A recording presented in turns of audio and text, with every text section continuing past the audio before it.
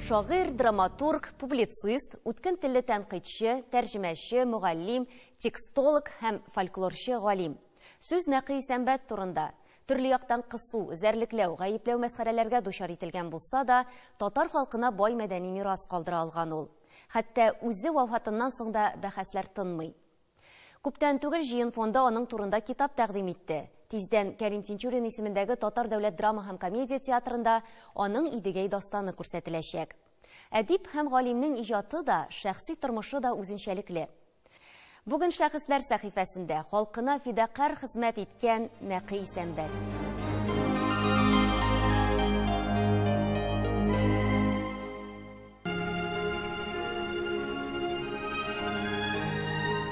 Үч томлы татар халык мәкалләре, 2 томлы татар теленең фразеологик сүзлеге, татар халык табышмаклары, балалар фольклоры китаплары, галим үзе халыктан җыеп алып туплаган Идегәй дастаны. Соны китсәң, тулы бер гыйльми институтның күп еллык хезмәтенә торырлык. Ә бит әле булар Нәкый Сәмбәтнең кайбер эшләре генә. Нәкый ага ул татар мәдәнияте, татар әдәбияты һәм сәнгате тормышында үзе бер бик зур фигура. Ул аны безнең сәнгатьтәге Микеланджелолар шикелле, энциклопедист галимнәр шикелле теге Франциянең башканы. Шундый зур кешеләр белән тиңдәп булыр иде. Ул татарда 100 елга бер туа торган гына кеше. Нәкый Сәмбәт, чын исеме Әхмәт Нәкый Закиров, 1900 елның 10 гыйнварында Башкортстанның Малаяз авылында мулла гаиләсендә туа. Башлангыч белемне авылларында әтисе ачкан мәдрәсәдә ала. Аннан укуын Уфада Хәсәния һәм Казанда Мөхәммәдия мәдрәсәсендә дәвам итә. Инде 10 яшеннән шигырьләр яза башлаган. Әлбәттә, малай сабакташларыннан аерылып тора. Аны иптәшләре шигырь чыгаручы дип йөртә. Тукай шәкерте һәм ул Тукайны бүтән гомере буе яклап, бер төрле сүзләргә бирелмичә, Галимҗан Ибраһимовлар белән бәхәсләшеп, Тукайның бөеклеген исбат итеп яшәгән кеше. Шуннан соң ул Шәйхзадә Бабич белән нәсәбәте. Шәйхзадә Бабич аны шәкерт чагында шигырьләрен укып аңа зур бәя бирә. Һәм аның киләчәген биектә, югарыда парлак урында дип файдалана. Мин дә кермәкче булам шул иҗат дөньясына. Гамеры, байрыннарын гизгән шигырь дөньясына. Аның шигырьләре җырлап тора. Аларда татар моңы, сагышы, милләт тарихы дисәк тә ялгыш булмас. Нәкый Сәмбәтнең Уракчы кыз, Бормалы су, Син сазыңны уйнадың шигырьләренә язылган җырлар халыкныкы сыман кабул ителә.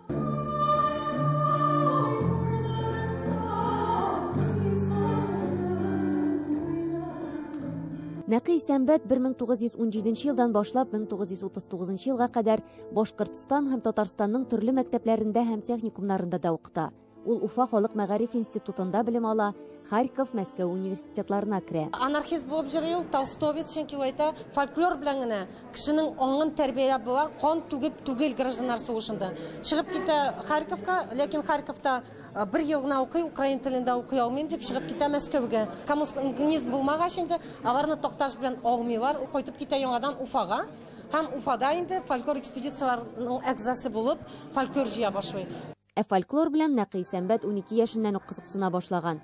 Һәр ишеткән табышмакны, мәкальне шул чакта ук дәфтәренә теркәп барган. Һәр бер баланың да инде әллү-бәллү бишек тирбәтмәләре аша тәпи йөри башлагач та теле ачылуыннан башлап җырга, көйгә, ритмга омтылуы табигый.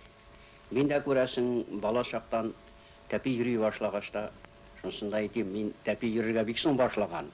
5 яшьтә генә. Ярый, шулай да булсын. Күрәсең, мин дә һәр уен, һәр хәрәкәтемдә җырга, көйгә, ритмга омтылган. Шуңа күрә инде халык җыр, көй, фольклорын өйрәнүгә, шуның белән тәм табуга, шуның үзен дә җырлауга, башкаруга, көйләүгә, биюгә шуңа омтылган. Ашашка, урны башка күктәге фәрештәләрне ашамыйча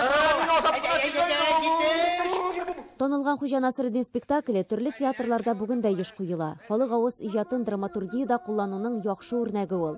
Нәкый Сәмбәт 30дан артык пьеса, драма, трагедия һәм комедияләр авторы. Фольклор мотивларына нигезләнеп Идегәй, Хуҗа Насретдин, Түләк, Җирән шишән һәм Кара чәч сылу, Кырлай егете пьесалары, Түләк белән Сусылу операсы либреттоларын яза. Мин үзем 10 яшьтә яза башлаган кеше. 11 яшьтә минем бер пьесам булды. Андан соң Казанга килгәч, Мен инде мына артындагы хөрмәтле кеше Атла Кариевның театрын килеп карый башлагач инде бөтенләй инде миңа шушы әйбер белән җенләнеп кызыгып киткән кеше.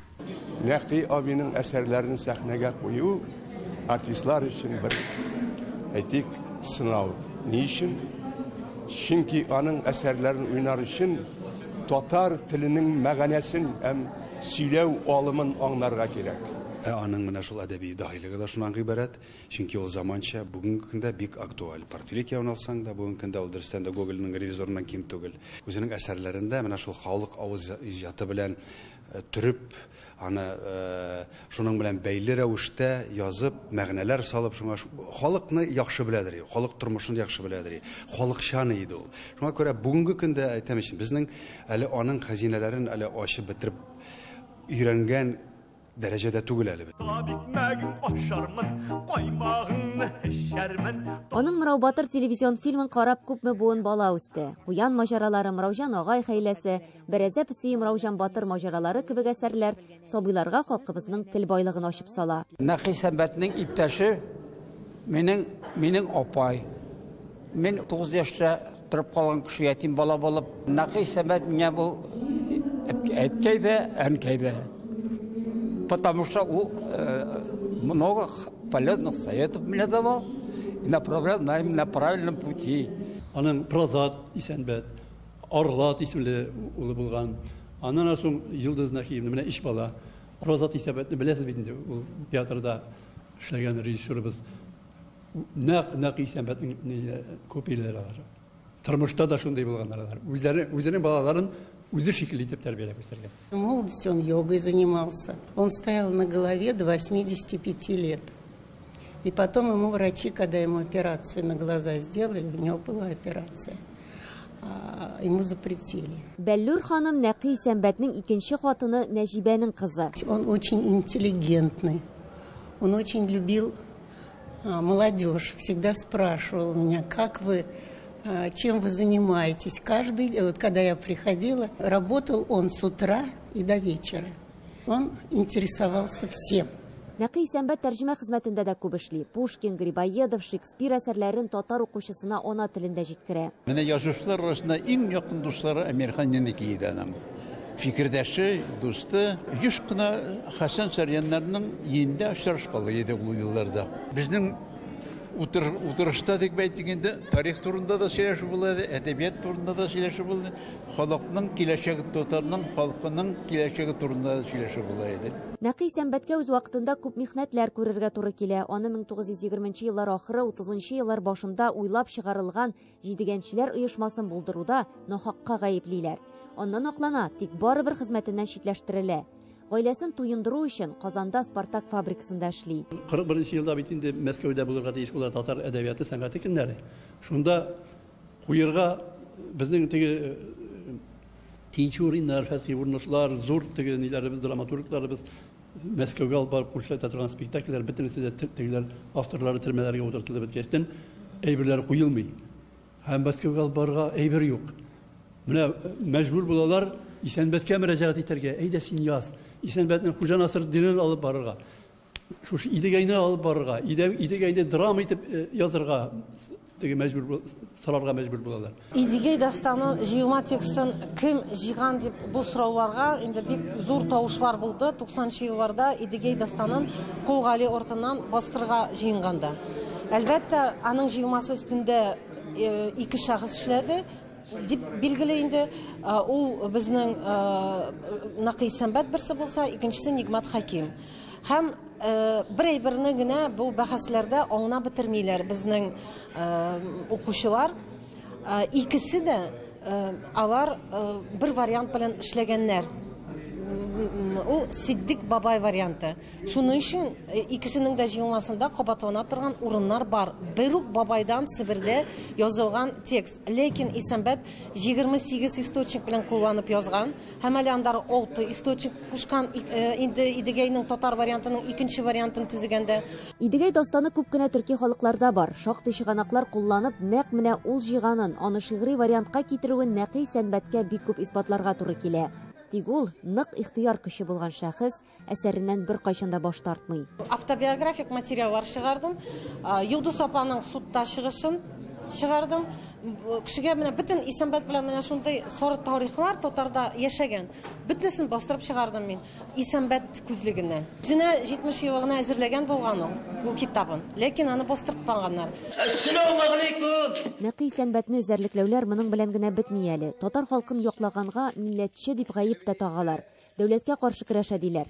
Миркәй белән Айсылу әсәрендә мөселман кардәшләр дип язган бер җөмләсе өчен пан-исламизмда гаеплиләр.